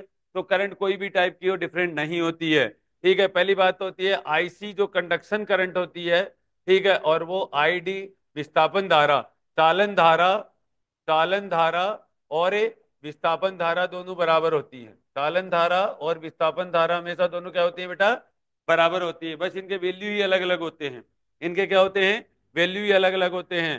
देखिए बेटा, जेसी, जेसी बराबर होता है, ठीक है, आईसी अपॉन एरिया होता है, ये तो होती है कंडक्शन करंट। इसको चालन धारा घनत्व बोला जाता है। इसको क्या बोला जाता है, चालन धारा घनत्व बोला जाता है। और इसको क्या बोला जाता है, विस्थापन धारा घनत्व, जेडी।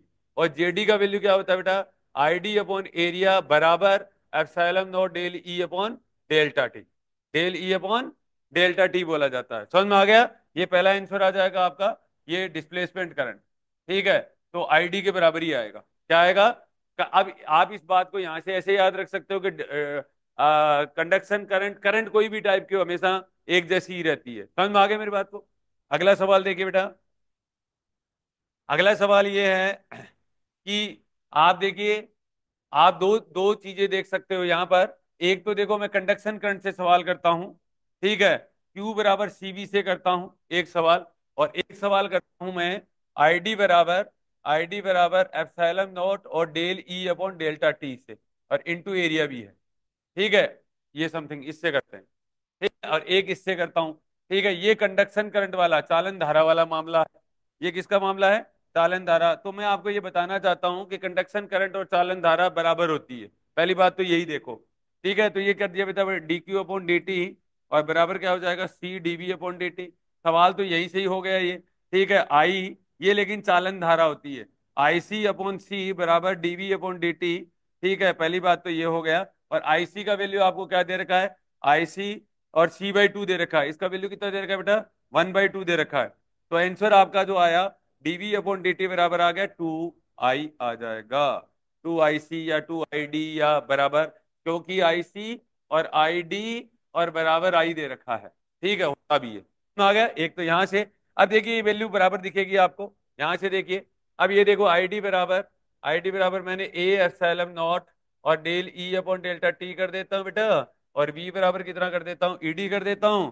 तो आई डी बराबर आ जाएगा ए एप्सिलॉन नॉट अपॉन कितना हो जाएगा, डीवी, और ये del v upon delta t. तो ये देखिए आई डी बराबर कितना हो जाएगा, सी, और del v upon delta t, दोनों बराबर है बेटा। ये रहा आई डी और आई सी बराबर, आई है आंसर आ गया 2 आई। समझ में आ गया। अब जैसे इसका इसका हमेशा स्क्रीनशॉट ले लेना बेटा, कभी अगर आपको नहीं आए तो भूल जाओ तो, ठीक है कर लोगे। ठीक है, अगला सवाल देखिए, क्वेश्चन नंबर 3 देखिए बेटा। क्वेश्चन नंबर 3 में क्या है, आपका बी बराबर दे रखा है, किसी भी सवाल को इससे कंपेयर करें, बी बराबर बी नॉट और साइन और के एक्स और प्लस ओमेगा टी, यहाँ पे प्लस दे रखा है बेटा, माइनस भी कर सकते हैं, ठीक है, कंपेयर करें इससे। ठीक है, आपसे क्या पूछा है, वेवलेंथ पूछा है, तो के बराबर कितना होता है बेटा, 2 पाई अपॉन लेमडा होता है। के से अगर मैं कंपेयर करूं, यहाँ के कितना आ गया, 6.28 इंटू 10 की पावर 2 आ जाएगा। तो आपका आंसर आ जाएगा लेमडा बराबर 2 पाई बाई, और ये 6.28 इंटू 10 रेज टू पावर 2, आपका आंसर कितना आएगा बेटा, 1 सेंटीमीटर आ जाएगा, 1 सेंटीमीटर। ये आ गया क्वेश्चन नंबर 3 आपका, हो गया ना। ठीक है, किसी भी वेव को इससे कंपेयर करें, ये बेटा मैग्नीट्यूड ऑफ क्या होता है, amplitude of magnetic field, amplitude of magnetic field, magnetic field का चुंबकीय क्षेत्र का आयाम, ये चुंबकीय क्षेत्र, चुंबकीय क्षेत्र का आयाम और चुंबकीय क्षेत्र में अंतर होता है, चुंबकीय क्षेत्र ये होता है, ठीक है, और चुंबकीय क्षेत्र का आयाम ये वाला होता है। समझ में आ गया। अगला देखिए क्वेश्चन नंबर ये वाला, तो हमेशा आपको देखो बेटा, इन्होंने ऐसा दे रखा है कि यू इलेक्ट्रिक एनर्जी डेंसिटी होता है, यू इलेक्ट्रिक का मतलब होता है विद्युत ऊर्जा घनत्व है, हमेशा एप्सिलॉन नॉट इंटू कितना होता है बेटा, ई स्क्वायर होता है, और चुंबकीय ऊर्जा घनत्व है 1/2 b square divided by 2 mu naught होता है, और बी बराबर क्या रख दो बेटा, ई बाई सी दिया हुआ ही है। ठीक है, अगर आप ये रखते हो तो यू ई बराबर कितना आ जाएगा, यू बी आ जाएगा। ठीक है, और एक और ध्यान रखना, बी बराबर या सी बराबर 1/√म्यू एप्सिलॉन नॉट भी रखना है आपको, तो यू ई बराबर यू बी आ जाएगा, और इसने यू ई को यू दे रखा है, तो यू बी भी कितना आ जाएगा, यू आ जाएगा, तो आंसर आ जाएगा डी। आंसर कितना आ जाएगा, डी आ जाएगा। समझ में आ गया यहां तक, कोई दिक्कत नहीं है। अगला देखो बेटा, अगला क्वेश्चन देखिए, अगला क्वेश्चन आपको दे रखा है कि 28, ये है उस बिंदु पर चुंबकीय क्षेत्र का मान क्या होगा। पहली बात तो यही है, और दूसरी बात है ये देखो, आप ये याद रखोगे 1/s बराबर 1/म्यू नॉट, और ई क्रॉस बी होता है, ई क्रॉस कितना होता है बेटा, बी होता है। समझ गए मेरी बात को। तो यहां से देखो, ये पॉइंटिंग वेक्टर की डायरेक्शन होती है, विद्युत चुंबकीय तरंग की दिशा होती है, प्रोपगेशन वेक्टर की दिशा बोलते हैं इसको, एक ही बात होती है। ठीक है, अब ये कह रहा है कि पहले डायरेक्शन से तो पता चल जाएगा। ठीक है, ये कह रहा है कि धनात्मक अक्ष दिशा में ये अक्ष एस की डायरेक्शन अक्ष केप दे रखी है, और ई की दिशा किसमें दे रखी है बेटा, विद्युत क्षेत्र वाई दिशा में ये वाई केप दे रखा है, और क्रॉस, अब बताइए मैग्नेटिक फील्ड की क्या ऐसा रखूं जिससे केप आ जाए, तो जेड केप आ जाएगा, जिससे क्या आ जाएगा, जेड केप आ जाएगा, तो सारे ही जेड केप दे रखे हैं, मेरी बात तो। अब दूसरी बात यह है कि आपको क्या दे रखा है, बी बराबर बी नोट बराबर ई नोट बाई सी हो जाएगा बेटा, बी बराबर ई नोट बाई सी आ जाएगा, ई नोट आपको 9.3 दे रखा है, ये 3 इंटू 10 की पावर 8 हो ही जाएगा, आपका आंसर आ जाएगा 3.1 इंटू 10 की घात -8, और along a positive Z direction, A option आ जाएगा। ठीक है बेटा, ये लो, आया कि नहीं आया। तो ये देखो यहाँ पर कौन सी ऐसी डायरेक्शन रखनी है जिससे आ जाएगा, ये किसको रिप्रेजेंट करता है बेटा, पॉइंटिंग वेक्टर। पॉइंटिंग वेक्टर हमेशा और किस बात से बोला जाता है, कुछ कुछ चीजें और भी याद कर सकते हो बेटा। एस वेक्टर हमेशा क्या होता है, एवरेज ऑफ एस किसके किससे रिप्रेजेंट किया जाता है इंटेंसिटी, तो ठीक है। देखो एवरेज ऑफ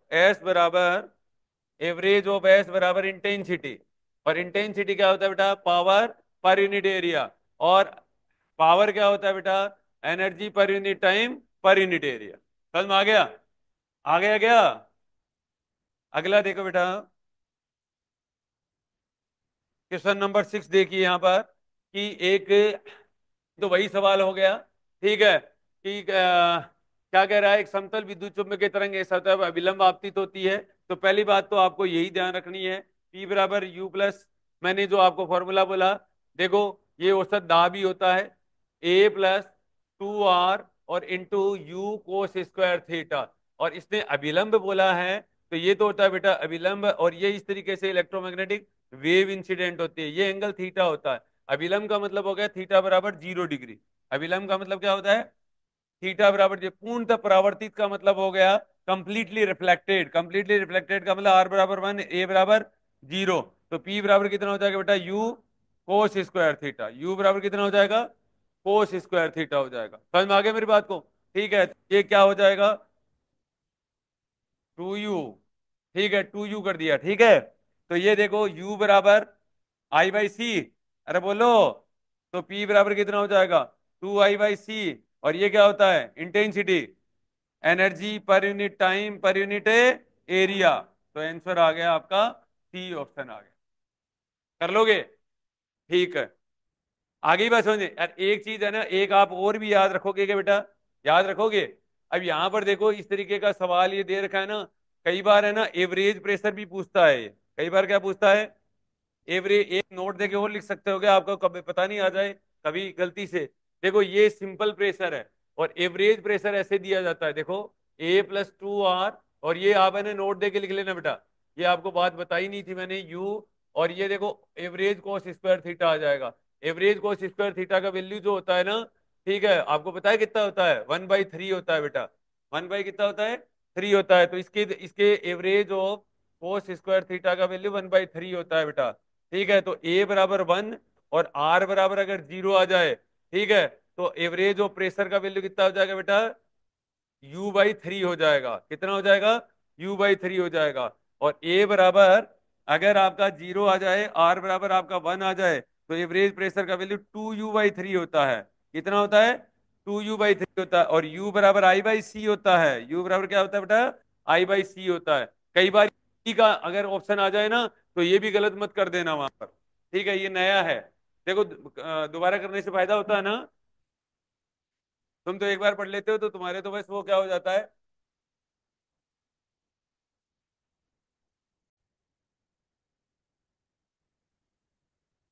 अगला क्वेश्चन देखिए, ये कह रहा है कि 100 वोल्ट, अब देखो बेटा पावर, देखो इंटेंसिटी बोला है, इंटेंसिटी बराबर क्या होता है बेटा, पावर पर यूनिट एरिया बोला है, और कितना पावर है, 5%, और वो भी किसका, 100 वोल्ट का।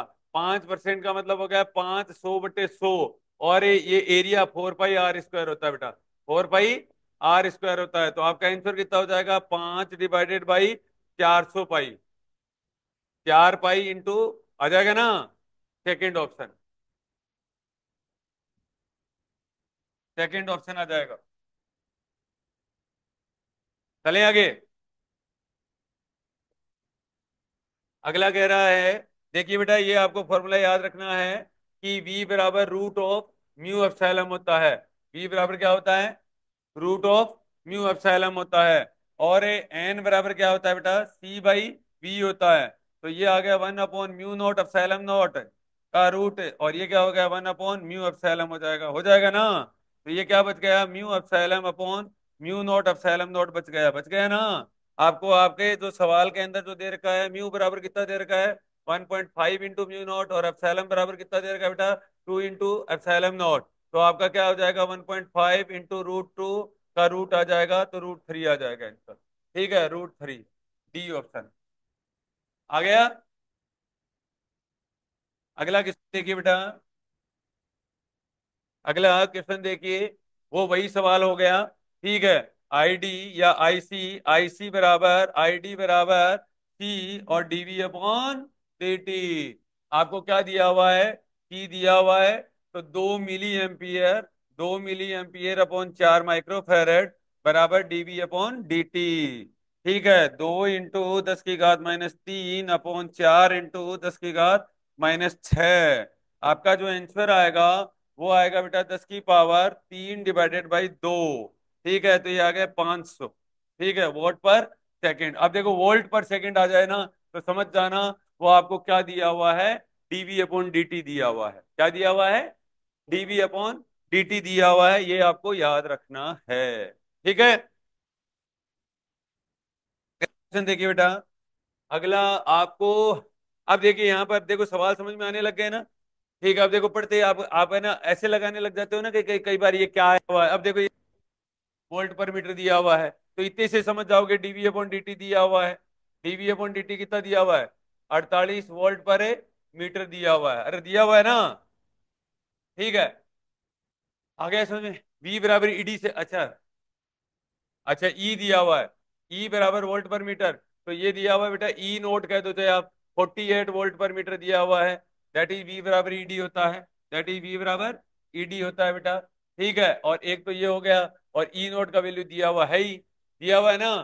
फ्रीक्वेंसी आपको कंफ्यूज करने के लिए दिया हुआ है, 10 की पावर 10 हर्ट्ज, कोई मतलब नहीं है। वी नोट बराबर ई नोट बाई सी से आ जाएगा ये आंसर। ठीक है, कौन सा आंसर आएगा बेटा?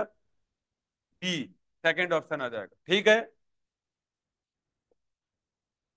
ये कौन सा है, लर्न करना है आपको। ठीक है, लर्न करें आप, second option very most important. ठीक है, सेकंड ऑप्शन को याद करें। अगला क्वेश्चन, ये वही सवाल हो गया बेटा। कह रहा है एन बराबर सी बाई वी, और एन बराबर root of mu are epsilon R बराबर सी बाई वी। आपसे वी पूछा था बेटा, वी बराबर सी, वी बराबर C into mu are epsilon R का रूट। कौन सा ऑप्शन हो जाएगा बेटा? बी ऑप्शन हो जाएगा। ठीक है, बी ऑप्शन हो जाएगा, याद होगा। अगला क्वेश्चन देखिए बेटा,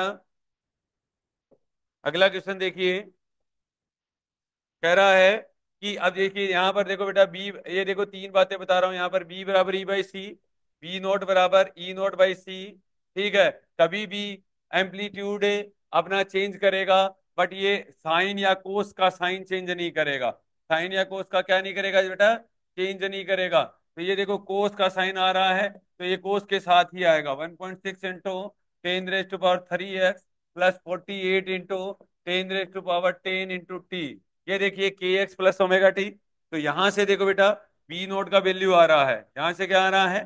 बी नोट का वैल्यू ये आया। ठीक है, और बी नोट बराबर क्या होता है बेटा? ई नोट बाई सी। ठीक है, तो 3 इंटू 10⁻⁸ डिवाइडेड बाई इंटू सी, और बराबर ई नोट। ठीक है, तो ई नोट का वैल्यू आ गया आपका 9। तो अब देखिए यहाँ पर ई ने, ई देखिए 9 इंटू, ये देखो ये चेंज नहीं करेगा, मैं ये कहना चाह रहा हूँ। ठीक है, 1.6 into 10⁻³ into x plus 48 into 10⁻³ into T. ये देखिए ये नंबर चेंज नहीं करता है, साइन या कोस, कभी भी ध्यान रखना है। ठीक है, बाकी एम्पलीट्यूड चेंज करेगा ये। ठीक है, अगला देखिए।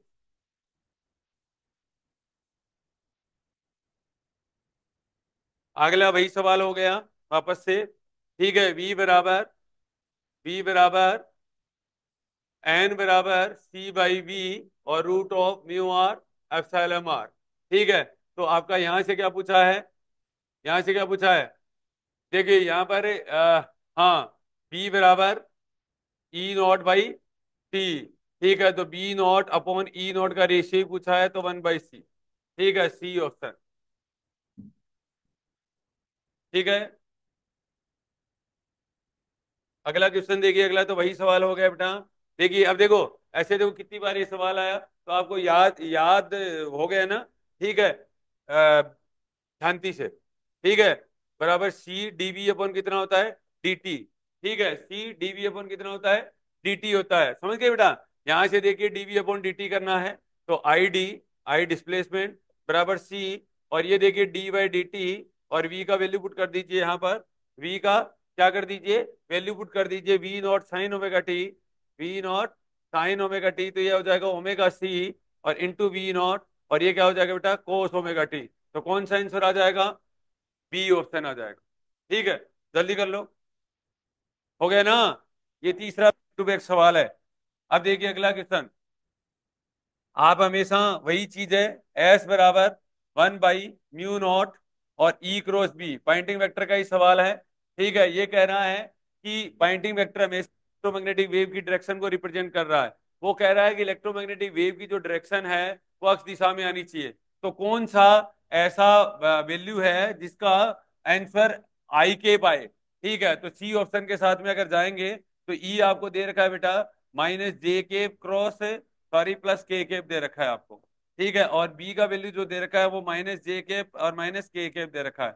अगर मैं इसके साथ में ओनली डायरेक्शन के साथ में अगर मैं जाऊं, ठीक है, तो ये आ जाएगा ई नॉट बी नॉट और अपॉन म्यू नॉट। ठीक है, ऐसा ही लिख सकते हो आप इसको। ठीक है, b naught only upon direction के साथ जा रहे हैं तो ये आ जाएगा माइनस जे के क्रॉस सॉरी प्लस के। ठीक है, और ये आ जाएगा dot cross product, cross product और ये आ जाएगा माइनस जे के माइनस के यहाँ पर आ जाएगा। तो ये देखिए सी ऑप्शन के साथ में अगर अपन जाते हैं तो ये देखिए एक तो माइनस साइन कॉमन ले लीजिए, minus E not be not divided by कितना हो जाएगा म्यू नॉट माइनस जे क्रॉस जे की जीरो हो जाएगा माइनस जे और प्लस के आएगा ये, तो माइनस जे प्लस के होता है माइनस आई के। ठीक है, के क्रॉस माइनस जे हो जाएगा, ये भी माइनस आई के भी आ जाएगा। ठीक है, आ जाएगा ना। और ये जीरो हो ही जाएगा अगले वाला, तो ये आ गया माइनस टू आई के। ठीक है, तो समथिंग आ जाएगा ये। ठीक है, टू आई केप में आ जाएगा ये आंसर। ठीक है, तो टू आई केप। ठीक है, तो जो भी है माइनस, ये गलत लगाया क्या, प्लस टू आई केप। ठीक है, तो आपका आंसर ये देखना था कि आई केप, ना कि मैग्नीट्यूड की तरफ जाइए, मैग्नीट्यूड की तरफ जाने की जरूरत नहीं है। समझ में आ गया। क्वेश्चन नंबर 3 था। 17 देखिए बेटा, कह रहा है,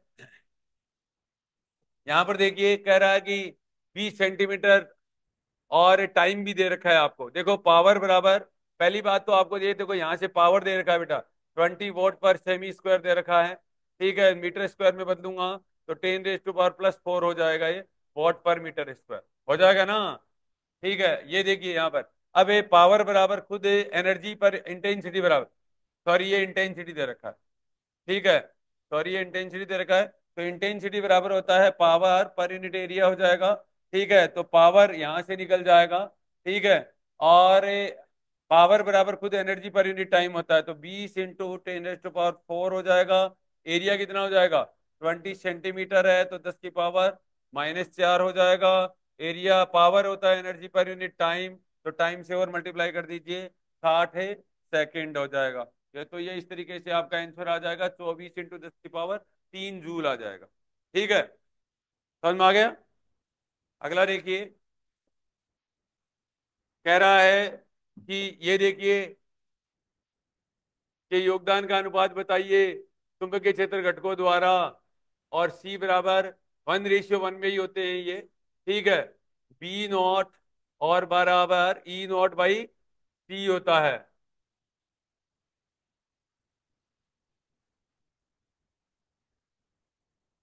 ये इलेक्ट्रोमैग्नेटिक वेव का एक वैल्यू है, बी नॉट बराबर ई नॉट बाई सी होता है। ठीक है, बी बराबर ई नॉट बाई सी होता है। ये देखिए आपको पहले थोड़ा सा अच्छे से समझाया नहीं था, दोबारा समझाऊं मैं आपको। ये देखिए इसका मतलब ये होता है, इसका मतलब ये होता है अगर मैं इलेक्ट्रोमैग्नेटिक वेव अगर बनाऊंगा, ये देखो ये बात जो कहना चाह रहा है वो ये कहना चाह रहा है, समझना बात को बेटा। ठीक है, ये देखिए ये नई बात है। ये देखो, ये देखिए अब ये ऐसे कहना चाहता है कि ये देखो ये भी मैक्सिमम ही होता है, इसका मतलब ये होता है। ठीक है,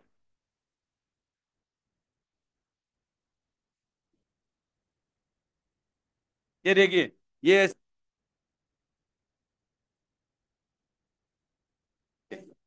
फिर ये डायरेक्ट हो जाती है। तो ये कहना चाह रहा है कि ये यहाँ पर जो पीक ले रहा है ना, तो मैग्नेटिक फील्ड पीक लेता है, उसका मतलब होता है कि बी नॉट और टी नॉट का रेशियो हमेशा सेम होता है, उसका एनर्जी डेंसिटी से कंपेयर ना करें। ठीक है, तो इसका मतलब ये होता है, डायग्राम बनाओ, डायग्राम बनाओ इसके लिए।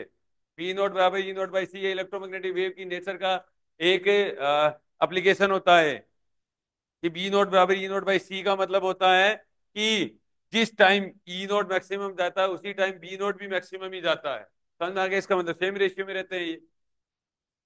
कई बार लगता है कि बी नॉट बराबर ई नॉट बाई सी हो गया तो सी का भाग लग रहा है।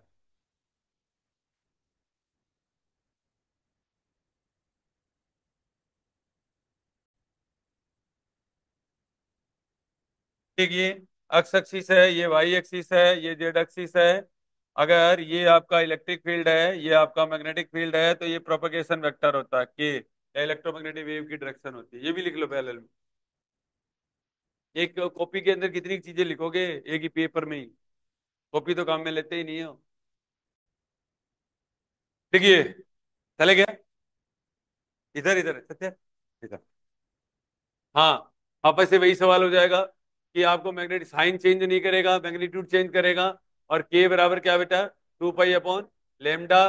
के का कंपेयर कर दीजिए, तो के यहां से आ गया पाई इंटू 10⁻³ ठीक है, तो लेमडा आ जाएगा। तो लेमडा बराबर आ गया 2 पाई के का पाई इंटू 10⁻³ तो 2 इंटू 10⁻³ नहीं आया क्या? सी ऑप्शन आ गया। चलो जल्दी से।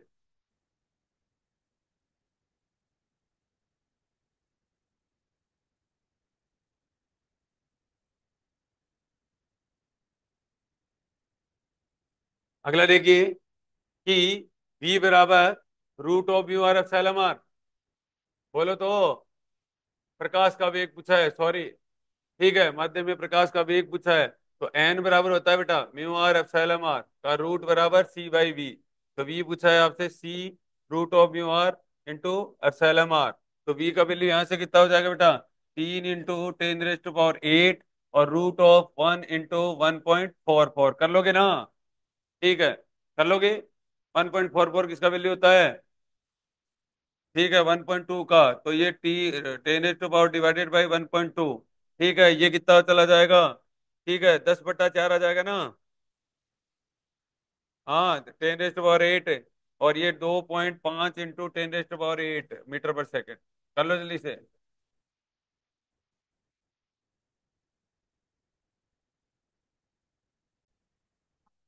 अगला देखो बेटा, ये तो वही सवाल हो गया। देखिए, आईडी और आईसी की हमेशा वैल्यू क्या होती है बेटा? बराबर होती है। तो एक निकाल लो। ठीक है, तो सी डीवी अपॉन डी से निकल जाएगा। ठीक है, सी आपको दे रखा है 20, 10⁻⁶, डीवी अपॉन डी टी 3। तो 60 इंटू 10⁻⁶। ठीक है, 60 माइक्रो एम्पियर, दोनों का वैल्यू 60-60 हो जाएगा। B option. संतोष, बी। हाँ, अगला क्वेश्चन देखो बेटा। कह रहा है क्वेश्चन नंबर 22 देखिए। 22 में हो जाएगा कि ये देखिए बेटा, मैग्नीट्यूड हमेशा क्या होता है? मैग्नीट्यूड में हमेशा बराबर होते हैं। इलेक्ट्रिक फोर्स और मैग्नेटिक फोर्स मैग्नीट्यूड में हमेशा क्या होते हैं? बराबर होते हैं। किसके अंदर? In equilibrium. किसके अंदर?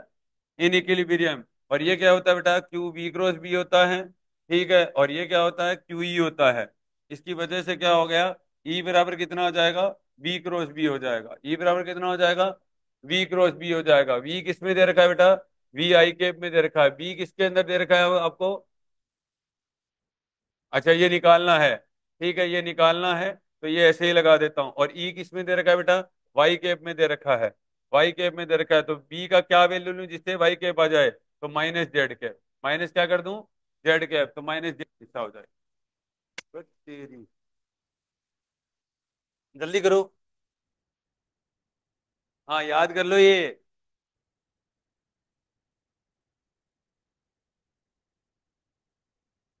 चले बेटा।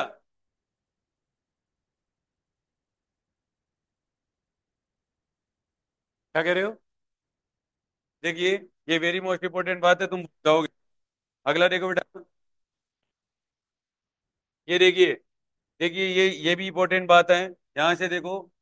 बी बराबर, देखो बी बराबर बी नॉट बराबर E nought by C. B R M S बराबर क्या हो जाएगा? E R M S by C. E R M S by सी।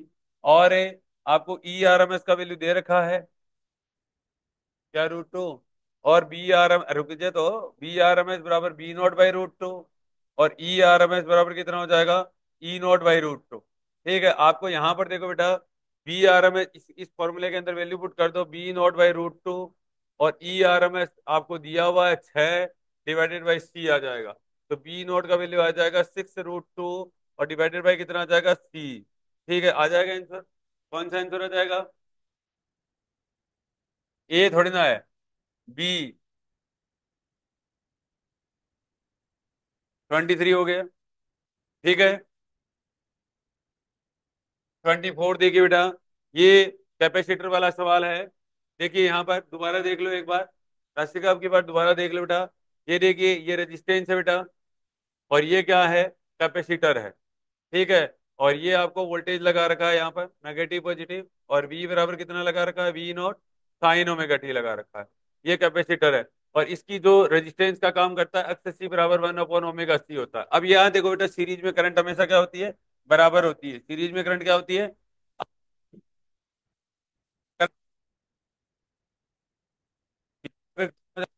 भाई यार, वी नॉट जाएगा, वी नॉट भाई कितना हो जाएगा, एक्स सी हो जाएगा। वी नॉट का वैल्यू कितना दे रखा है बेटा, 220 दे रखा है। अस्सी का वैल्यू कितना दे रखा है, 100 दे रखा है। ठीक है, और ये कट जाएगा तो 2.2 आ जाएगा, 2.2 एम्पियर आ जाएगा। तो ए ऑप्शन हो गया 24। ठीक है, सीरीज में हमेशा करंट क्या होती है, बराबर ही होती है, पी की है अक्रॉस कैपेसिटर। ठीक है ना। अब देखो यहाँ पर जब संधारित्र 50% आवेशित होता है, इनका कोई मतलब नहीं है, समझ में आ गया। वैसे भी 50% ही क्या होता है, ये आवेशित होता है, समझ में आ गया, हाफ सी वी स्क्वायर। ठीक है, अगला क्वेश्चन देखिए। ये कह रहा है कि चुंबकीय उत्पन्न किया जा सकता है एक त्वरित चार्ज, एक एक्सीलरेटिंग चार्ज होता है वही ईएम वेव डेवलप करता है। ठीक है, कभी भी कांस्टेंट चार्ज होता है वो मैग्नेटोस्टैटिक डेवलप करता है। ठीक है, और एक्सीलरेटेड चार्ज होता है वो ईएम वेव को क्या करता है, डेवलप करता है। ये आपके पूरे 45 क्वेश्चन थे। ठीक है,